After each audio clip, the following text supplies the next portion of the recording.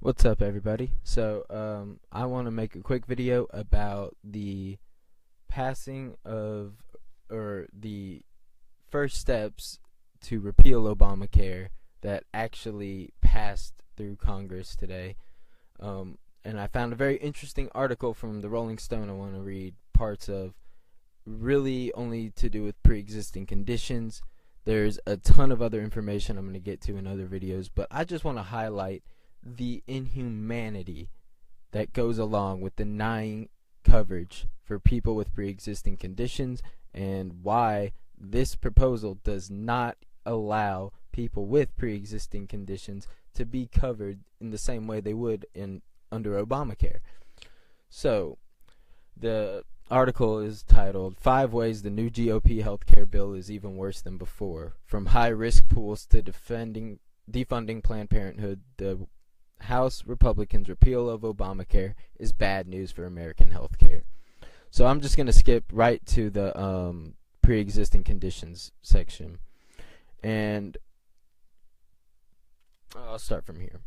So coverage will get much more expensive for people with pre-existing conditions. High-risk pools don't exist under Obamacare because instead of concentrating the healthcare costs to the sickest people in one place, it spread them around by compelling every American, no matter how healthy they believed they were, to get insured. Now, this is the whole idea behind health insurance. It's that the sick people are going to need health care, and that health care is going to be provided by people who are paying into the system but may not be getting sick. So younger Americans are often the ones who will pay a lower healthcare deductible, but in the end that will end up funding somebody else's procedure. That's just how insurance works. You take the high risk people and the low risk people, and they kind of even out the playing field.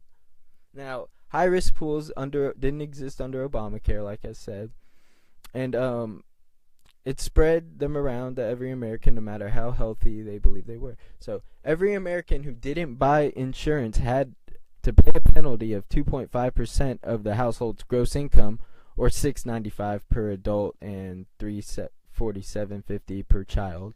Even though this was not an enforceable rule, it was a law, but there was no mechanism by which to enforce it. So meaning it's pretty much just a scare tactic kind of way to get people to sign up for Obamacare. And the point of this video is not to defend Obamacare. It is to call out the sick and perverted ways that the Republican Party are trying to skim a few dollars off the top. So, per PolitiFact, if the AHCA passes, it would allow for people with pre-existing conditions to be charged more per year than for insurance coverage, possibly to the tune of thousands or even tens of thousands of dollars or more per year, some studies have found. Now, we know that the Congressional Budget Office, or the CBO, released a report around the same, or about the initial AHA proposal, where they found that 24 million more Americans, so there's already about 14 million to 10 to 14 million uninsured Americans now, so that number would increase from 14 million, okay, and then you're going to add another 24 million people onto that. That is insane. And the Congress rushed it through so fast, the Congressional Budget Office wasn't able to score it. So they don't know. Nobody even knows anything about this bill that they voted on.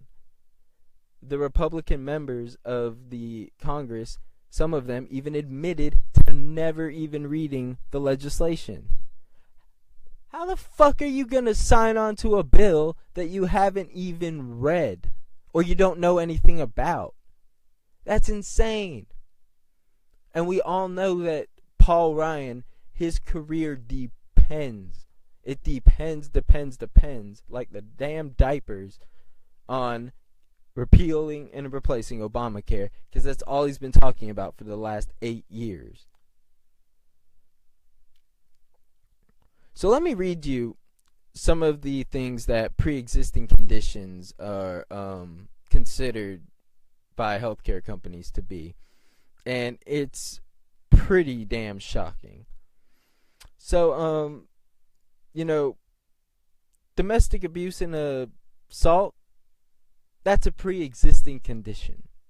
Pregnancy can be a pre-existing condition. Rape, a pre-existing condition.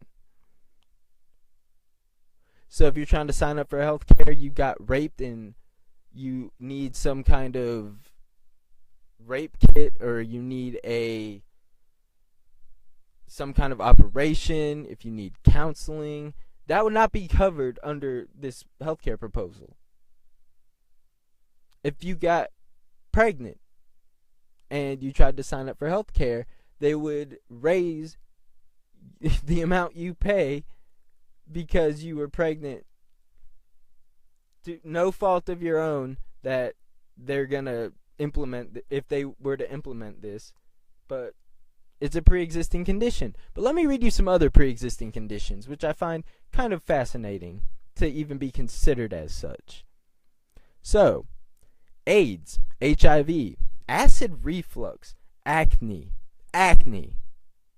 is a pre-existing condition. There was a person who was denied cancer treatment because they said that she had acne when she was a teenager. This is what private insurance is all about. Making money by denying the people who need health care the option to get it, so they don't have to pay the amount of money that it costs to heal these people, which is often a lot, and there's plenty of factors that go into that, from prescription costs to insane fees in hospitals. Like, I'm sure we've all been charged, $50 for a injection, and that's just for the syringe, not even the medicine. So here's some more. Alzheimer's, dementia, ADD, addiction, anemia, aneurysms, angioplasty, anorexia, anxiety, arrhythmia, arthritis, asthma, atrial fibrillation, autism, bariatric surgery, basal cell carcinoma, bipolar disorder, blood clots, breast cancer, bulimia, bypass surgery, celiac disease, cerebral aneurysms, cerebral embolisms, cerebral palsy, cerebral thrombosis, cervical cancer, colon polyps, congestive heart failure, COPD, Crohn's disease, cystic fibrosis, DMD, depression, diabetes, disabilities, Down syndrome, eating disorders, enlarged prostates, epilepsy, glaucoma, gout, heart disease, heart murmurs, heartburn, hemophilia, hepatitis C, herpes, high cholesterol, hypertension, hyperectomy, kidney disease, kidney stones, kidney transplants, leukemia, lung cancer, lupus, lymphoma, mental health issues, migraines, MS, muscular dystrophy, narcolepsy, nasal polyps, obesity, OCD, organ transplant, osteoporosis, pacemakers, panic disorders, paralysis, paraplegia, Parkinson's disease, pregnancy, restless leg syndrome, schizophrenia, seasonal affective disorder, seizures, sickle cell disease, skin cancer, sleep apnea, sleep disorders, stent, stroke, thyroid issues, tooth disease, tuberculosis, and ulcers, to name a few. How the fuckity fuck are these all pre-existing conditions? I mean, that's basically any medical problem anybody might have ever had, ever. And then with this, if this new bill were to pass through the Senate, insurance companies would be able to deny you for any of the things I just read. So if you had acne as a teenager, you went to see the dermatologist, and you go in for a skin cancer, or you go in for a checkup, and you're trying to apply for insurance, and they say, oh no, you had acne when you were a kid, now you can't get your cancer treatment. That sound fair? I have ADD. I'm pretty sure that you can't really help but have ADD if you have it. I don't think it's a choice. So yeah, it's a pre-existing condition in the fact that that's who I am as a person. I have a mental disorder, you could call it. But you're really gonna say that my ADD could be the reason why I'm denied health care in the future? Are you kidding me? And ADD is one of the minor ones. I mean, if you get one of the more serious ones, like congestive heart failure, what my grandmother passed away from, and you're not covered, you're going to die. There's no way around it. There's just no way around it. You're going to die if you can't afford this treatment. And the Republicans, such as Paul Ryan, all tout this as being a way for people to have greater access to health care, as if you've ever heard a bigger fucking lie in your life. Of course, it's like saying everybody has access to a Lamborghini. Sure, we could all go buy a Lamborghini if we wanted to, but not all of us have the money to afford a Lamborghini. And there were a few Republicans, actually enough to make this a concession that the GOP was eventually forced into making, that they were saying, no, we're not gonna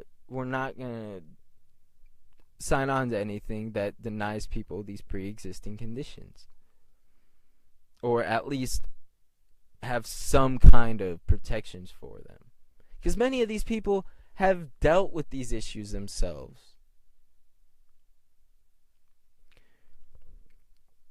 So what did they end up on settling for? They threw about, I think, $2 billion or something to that extent, it could be more, into a risk pool, meaning that it would help in certain insurance pools. You have to understand, this would not be across the board. So if you're in a insurance market where you are among a lot of other poor individuals and you cannot afford the health care, then the government might allot some money to help pay or alleviate some of those costs. However, that's only $2 billion, and that runs out quick in health care. Now here's the most frustrating part about all of this. Guess who does get to keep pre-existing conditions under the law they wrote? Congressmen and women.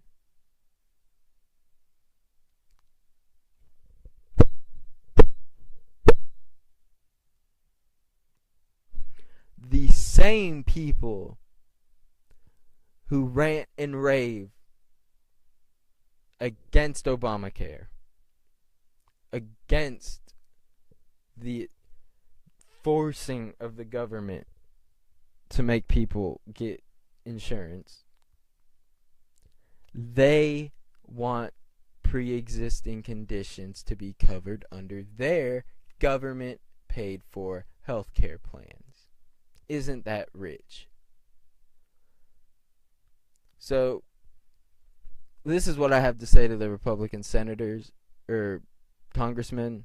And if the senators pass this, oh my God, there's going to be a revolution of some sort. And this will not go unnoticed. All of those Republicans that voted in Congress today for this measure, shame on you. You obviously do not care about the American people. You obviously don't care about their well-being. You obviously look out for your corporate interests, your donors, and do the bidding of the lobbyists, and hopefully one day you'll work for them. That's all it is to these people. It's a chess match to see who can get to the top. It's just it's a vacuous space for morality in Washington, D.C., even Democrats. So I just wanted to let you guys know about this pre-existing condition thing, because it is